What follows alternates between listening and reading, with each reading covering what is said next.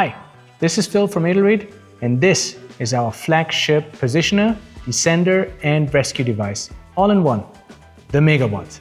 The Megawatt is a multifunctional CAM-based EN and ANSI certified device covering all necessary applications when working at height, from work positioning, ascending, descending, active or passive rescue scenarios, all up to 230 kilograms rescue load, tensioned lines, or even belaying in lead climbing scenarios. Depending on the individual standard, the possible rope diameters range from 8.9 to 11.8 millimeter ropes, meaning even for popular tree climbing ropes, this device is a possibility. With 495 grams, it is not only one of the lightest devices out there covering so many standards at those indicated performance levels. Without any protruding lever, it is probably also one of the most compact, if not the most compact devices of its class.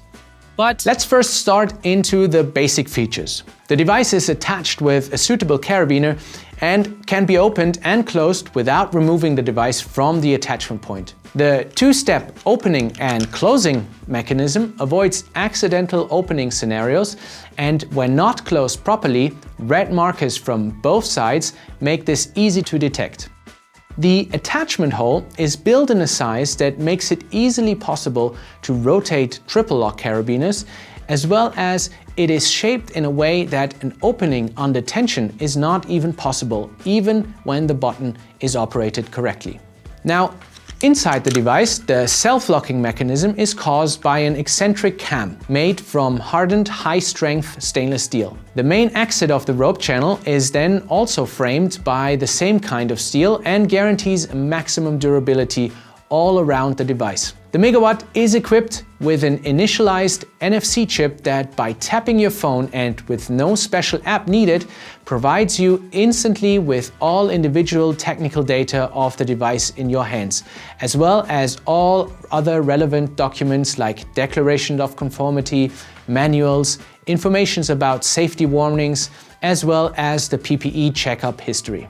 Furthermore, a hidden screw inside the lever allows to lock the device closed permanently for whenever it is built into systems that shouldn't be taken apart easily. So that's all nice and fancy, right? Where the device starts to make a difference though is through its lever. This two-component surface lever makes the device not only perfectly handleable in passive and active situations, it works also equally well for left-handed and right-handed people. It does not protrude the device to get stuck somewhere, includes a panic function as well as an auto-lock function, offers superb descending control and accuracy despite its length, and even makes it possible to handle the device one-handed. Sounds quite wild, right? I will show you how this is possible. One early thing we needed to decide when developing this device was which direction should the lever operate to. Probably the most common habit with such devices is to pull the lever once it is attached to your harness, so in an active scenario. And that is maybe because it is an intuitive movement for right-handed people though. You might also think that pulling a lever towards you might give you more control and accuracy, and at the end, most devices available simply work like that. However, we wanted a device that, among other things, works equally well in an active and passive scenario. So when the device is hanging on a structure and you operate it. And it is clear that when your device for one direction in an active use case, it will automatically work in the other direction in a passive use case. Now, we covered the advantages of pulling a lever in an active use case.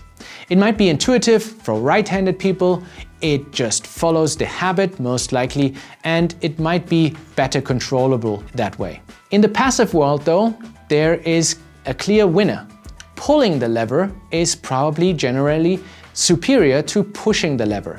And that is because of similarly reasons. It is intuitive, although this here also includes left-handed people.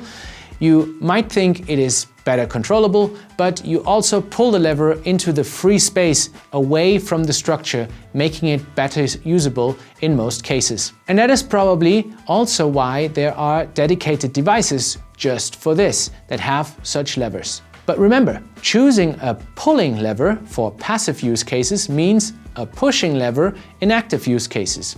So let's look at that possibility. Pushing a lever in an active scenario means it can work equally well for left-handed and right-handed people. Why? Well, because now you can either push the lever with your left hand, controlling the braking rope with your right hand, or the other way around. You can pull the lever with your right hand and control the braking rope with your left hand. And there is more. A desired feature in a descender for us was always to create one that could be operated with one hand. Very common in the tree climbing world, this would actually be kind of new to the rope access world, but surely in certain scenarios equally helpful. But for this, you would need the lever to be handled somewhere close to where the braking rope exits the device to control the lever and the rope with one hand. Pushing the lever means that this feature gets real. And technically, there are two possibilities for this.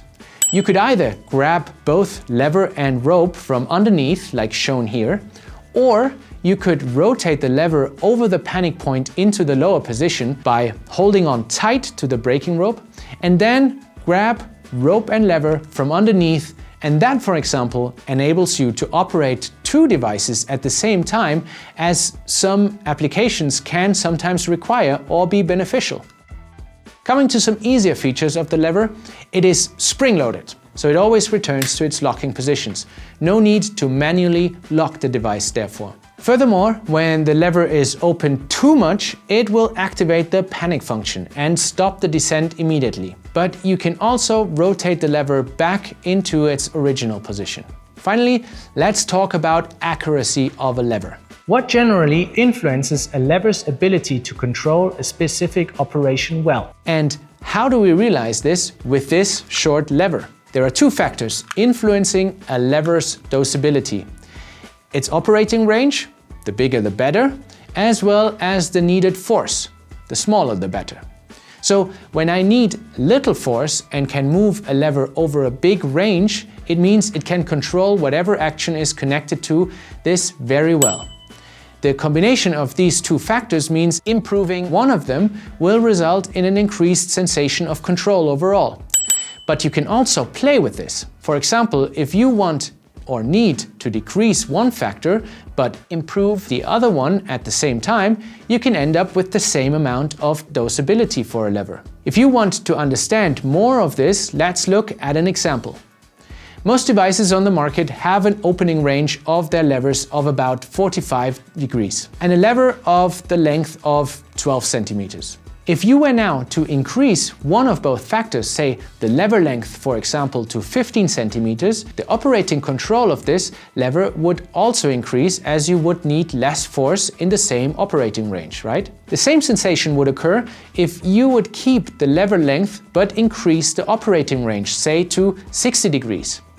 If you look at both examples, you see that a good metric for how good a lever feels to be controlled is the lever weigh, actually. The bigger this metric, the better, assuming a basic lever length that guarantees a force you can exert comfortably. And this is how we were able to keep the Megawatt so compact. The lever is shorter than in most other devices, but an operating range of almost 150 degrees gives you a real superb sensation of control.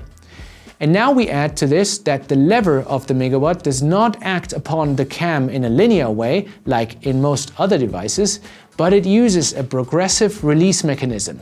A small input force results in a bigger exerting force at the cam. That's all the magic of this little green lever of the Megawatt.